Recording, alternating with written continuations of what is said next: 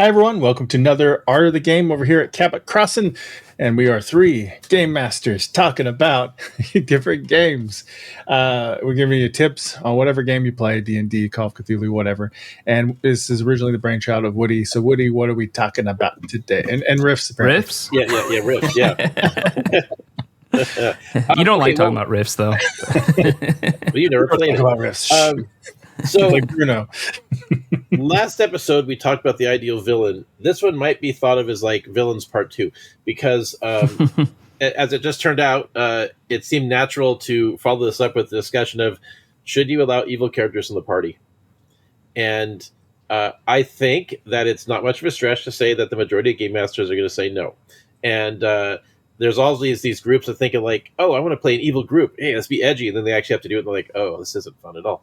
But but like, yeah. it is a big deal because, and I think Marks can probably back me up on this one, that when you're a young person playing with teenagers, you don't want to allow evil characters because an evil character is a reward, not a punishment. It's like, oh, now you're free to just engage in chaos and savagery, and there's no rules. But there is actually a good reason to have evil player characters.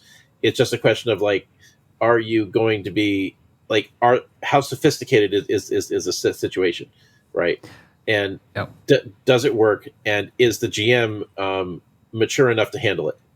Yeah, I think there's two cases I can think of, and one I've done before. One I've done before a lot.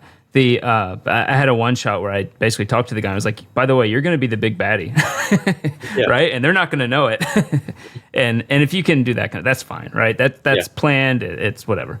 The other situation is, I would suggest people play the game, if you like video games, Pathfinder Kingmaker, because I thought the alignments they gave characters in that were interesting. You end up with evil characters in your party, and it's not that bad. And what I mean by that is they sometimes think ends justify the means. They're selfish. They're in it for themselves. But you can work within that. Those characters still are friendly. They like you, the main character in that game. Mm-hmm. They want to defend their teammates. Mm-hmm. But if they had the choice, they'd probably rule like a dictator. That can actually work if you know. I would say this is only for players that are like that, the type of player where they like to help the DM kind of. They're not going to try to just derail something for the sake of it because of the lulls. If you have a player you think can handle that, just they have to understand that they want to have to make it work, and they're not trying to disrupt the party constantly. Yeah. I think that's fine. I mean, on the flip side of it, you could have a lawful good character that gets in the way just as much as an evil character gets in the way. Probably I've seen more it both so. ways. Sometimes more so, because the evil character might just be like, I want to have friends and I'm good with whatever. Marks, where do you land on this? It depends on how evil they want to be. Yeah, with teenagers, and I don't think it's a good idea because they'll go silly. No. It was never a good idea. Yeah. But for adults, I think you just got to talk about like, how evil are you, and and just be aware it could cause conflict with the other characters. Are you gonna keep it a secret, like exactly what you're doing too? Yeah, that could be interesting. And and of course, hidden villains is a good one too. And if you do those, I think it could work. I think if you just have somebody who, like everybody else, is like, we're going to be heroes, woo! And this guy's, I'm going to like steal all your stuff, and I'm going to burn down all the buildings as we leave and stuff. It's going to cause conflict at some point. Yeah, that kind of goes to what we were talking about in our previous video with the evil villains. Yeah, people don't really exist like that too much, and there's a lot of evil people in the world. So the fact that those type of people don't really exist, you don't want to play a character that's, just as you don't want a villain that's just over the top evil for its own sake. You don't want to play a player that's over the top evil for its own sake either, because that's, one, it's not fun, and two, it's going to be hugely disruptive anyway. I would say people in real life and player characters don't act that evil usually if they're by themselves, because then they know they're outnumbered and stuff. in groups. They could do all sorts of crazy stuff. Mob rule can get out of hand for sure. well, the thing about with evil characters, there's actually a couple of viewpoints because Palladium does this, D&D does it to some degree, but there is this. There often are alignments. If you have an alignment system in your game, they often have what you might call a ruthless alignment, where characters like the Punisher would fall in, right? Where the character is evil in as much as they're willing to do whatever it takes, right? But they also are inclined to be somewhat honorable in some way, where there's for them there would be an actual motivation for them to be with the party. Right, and that's really where I think the key thing is like there are people out there that see an evil character as simply, evil means I must kill and murder and steal and take and abuse and all these things, and that's not necessarily the case because like if you deal with the idea of evil, I think falls more in the lines of that ruthlessness where it's like it's more like what you're willing to do or what you're okay with having going on, right? But this character who's evil, who's just over the top evil and murders and kills and all these things, they know full well that if they act that way, sooner or later some hero's going to come gunning for them, and it will simply invite the problem of the rest of the party should immediately turn on this character and kill them if he behaves that way. But they're not going to because they're supposed to be friends, right? But in reality, this character who is motivated in this fashion, if he's with this party of heroes, why is he there, right? Why would this character choose to team up with these people?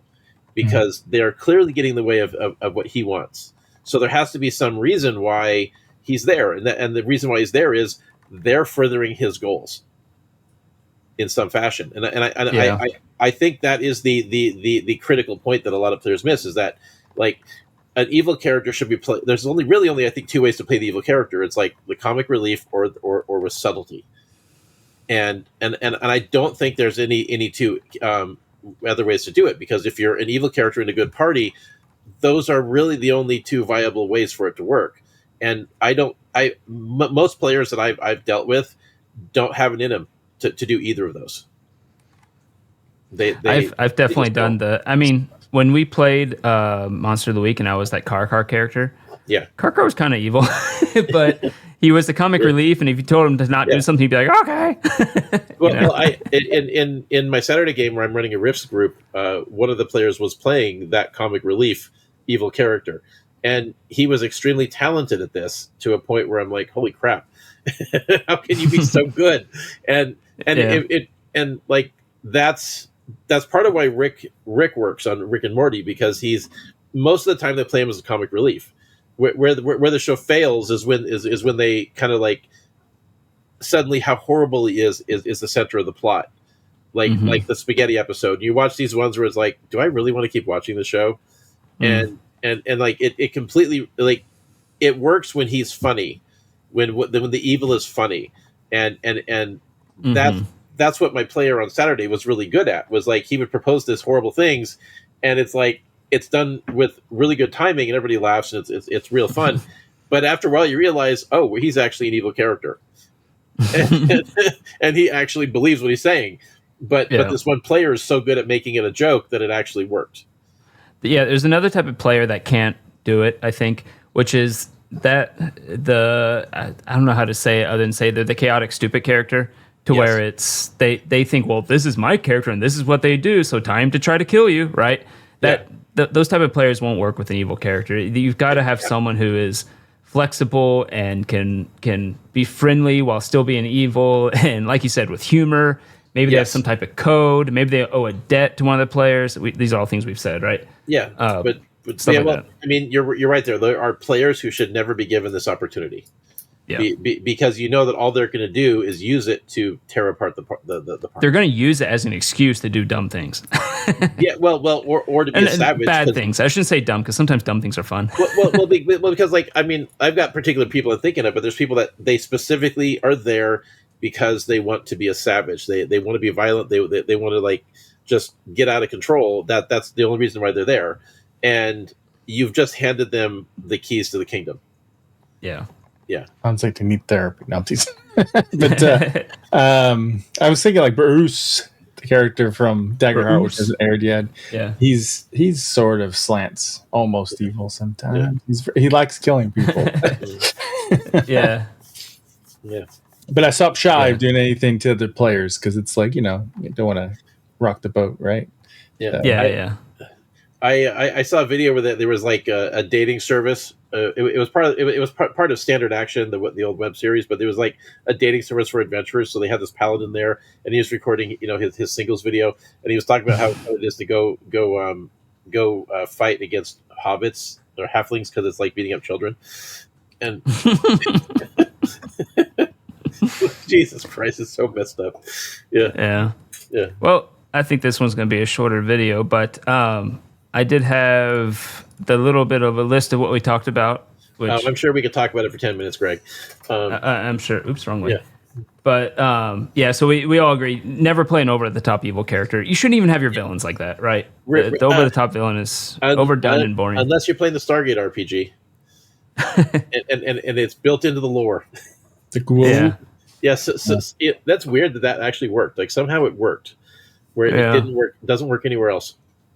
Well, a lot of times you can have an over-the-top evil, but it's good to know how they got there. Like a lot of Star Wars is like that. Is you'll have over-the-top evil Sith, but they all have a backstory to explain why they became like that. Yeah, except maybe Palpatine. And they kind of have that cop-out, I'm addicted to the dark side, as their excuse. Yeah. But I would say in Star Wars, except for Vader, they never really explore that backstory in the original material. Like you got not Sheev. Yeah. Not Palpatine, but most of the others they do, which is just Vader in the original series. Yeah. Well, they don't go into the history. They don't go into Hark. But most of the Empire, you're like, okay, never mind. It's a different topic. Because Darth Maul, it's like, I'm Darth Maul, and they cut him in half, and like, oh, there we go, moving on. Well, that's true. They didn't. I actually think that's kind of relevant because, the temptation of the dark side is power to achieve what you want, to achieve your goals, and the people don't realize that it's going to be a corrupting power. They think they can use it. Yeah, and it ends up being like very corrupting, and that's its purpose. And they did go into Maul's backstory a little bit in the Clone Wars, the anime series. But of course, they probably shouldn't have brought him back to life because he got freaking cut in half. But anyway, no, he hated. His hate was so powerful. Yeah. Well, no, we've already got that in KOTOR. The Way of Pain, like it was already established as viable, and so yeah, the real it was canon in the real Star Wars. Yeah.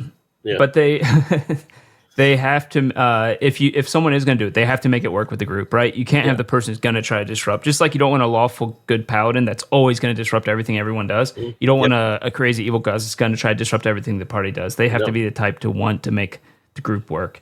Yeah. I'll skip down to the last one. We said some players can't handle it. That's just given. If they're that type of player, don't give it to them. But then we talked about types of evil people, and we said, maybe they have a code, and you can always rely on that code to like handle them, right? Yeah. Maybe they might be selfish, but they still create relationships and friendships, stuff like that. Maybe they owe a debt to the party or one person in the party, something like that. Maybe there's further in their goals. That goes into the villain thing we talked about it, right? Where the villain can actually join the party sometimes, but maybe it's just further in their goals. And then also comic relief, which is probably my favorite evil type of player. Well, I actually think that that a GM should be willing to entertain what the character concept is, because there are people that go, well, I have this idea of playing a character is technically evil. I'm going to be an assassin, whatever. Like I had done that. Like I had this ninja character I was playing who believed that by philosophically, if he is if he is killing somebody, he's actually eliminating a source of chaos, right? Like in his view, it's not a matter of like who's in charge. It's an ordered society where the people are safe, and people that are inherently trying to bring down the social order, but are potentially creating chaos that destroys the kingdom. And being good or being evil isn't really important, because sometimes the best rulers are ruthless, and they're and so like this character had the viewpoint that like that is right, is to like you're trying to create stability. You're not concerning yourself with necessarily so much right and wrong. And the GM at the time of that campaign utterly shut this idea down. It's like, you're not allowed to play an evil character. Like, I'm literally presenting like I am not going to be a disruption to the campaign. like I'm going to be with. This is just the character's philosophy. And he's like, no, you can't be evil. And there was like, there were other problems with this situation as well. But like, it actually appeared as if I was being particularly singled out by this guy for a number of things. But like the point is like, if you have a player who's actually going to propose such a character, like consider it, because you've got something that player is going to be invested in, and they're going to want to participate in, and by indulging in this idea, whether they can do it or not, ultimately you are creating a set of circumstances that can invest them in the story. And if the player wants to play a character like I've just described, all you need to really get them locked into what you want is to have one of these hits go wrong. Like that's really all you need. And then suddenly, like, you can create a set of circumstances that makes that player want to follow your story by working with their backstory and what they're trying to play. Yeah. Like, that character can work into your campaign that you want to do. Forcing them to play what you want doesn't necessarily get the results as well as maybe try to find a way to take this character concept and fit it into what you're trying to do. Yeah. And I think if they mess it up, they'll know, because the players will kill them or leave them. Yeah, exactly. And but then again, like maybe the character gets out on parole, and the condition of the parole is go on this quest. I don't know. Like there are ways to Suicide Squad. Yeah, totally. Yeah. Greg, how is it? Okay, what program is this? I keep watching you do this, and you've got like, it shows numbers down, but numbers go positive and negative, and like, what is it? Yeah, I don't know what's happening with this. Yeah, it's like, what am I looking at here? It's just NeoVim. It's old Linux. Oh, it's a modern take on an old Linux editor that I use. Right. Okay. Because I'm watching. It's almost entertaining to watch the numbers change as much as it is to have the. It's the line number. Yeah. So I'm on line 11, and then if I want to go up 3 lines, I can hit 3 and up, and it'll go there. Right, but so, it's interesting that you have negative numbers below, and like. Yeah, because I can hit 3 down and go 3 down. Yeah, but the numbers change. Like, anyways, so. Yeah. It's interesting. Okay, well, anyways, yeah. We went on a tangent there a bit, but I know. So I think we wrapped it up, right? I think that's it. Some players can handle it, some can't, and always entertain it, because maybe a small little change, put a little backstory into it so that they actually are somehow married to the other players in some way. You can always make it work. Yeah. And I honestly think it should be like, the player should understand that, like, if you're playing an evil character goes wrong, you may not be able to keep playing that character. Yeah, warn them that. I wrote that at the end before I took it away, but it's like, if they're the type to get upset because their character might be ended by the other players, they probably shouldn't play that type of character. You probably should do, yeah. Well, that is the basic problem with this. Is like, I've heard this over time and time again. The player's like, why would I be traveling with you? And like, the only reason we're putting up with him is because he's our friend and we're going to tolerate our friend. But the friend is coming in and he's playing a character that's disruptive, and at that point, it's up to the GM. The GM, like, if you have a player that's really committed to the bit and they're going to do it right, and you believe them, let them do it. But if a guy just wants to be evil, just to be evil, and everybody else is playing heroes, all you're doing is creating conflict in the group that doesn't need to be there. Yeah. The one exception is if you're just going to do like a quick little one shot that's ridiculous and whatever, but then you're doing comedy, so never mind. Yeah, and some people do that, but then like but then the players discover that it feels creepy to be the bad guy. They don't like it, Yeah. So, and if they don't feel creepy, if they do some really heinous things and they don't feel creepy about it, maybe you should ask questions. That's when the GM feels creepy. No, so we're meeting next week or not. No. Oh, well, we'll call you. Don't call us. Yeah, and then our next episode will be what to do when you feel creepy because your players are, how do you handle it as a game master? Okay. Yeah. Anyways, all right. Well, I think that's it for our evil character episode. So, everybody, let us know about your thoughts about letting evil characters play in your group. Maybe give us share some stories, perhaps, in the comments. They're not evil, just misunderstood. Or misunderstood. And check it out, Greg. I was right. We got another 9 minutes. Oh. Gotcha. End it before the 20-minute mark. Oh, no. All right. Well, thanks, everybody, for watching. And until next time, bye. Under 20 minutes. When the dice roll high, we touch the sky. But when they crash, it's a barely laugh. Genre play, lighting the way. Our tales unleash the wild rampage through horror's veil.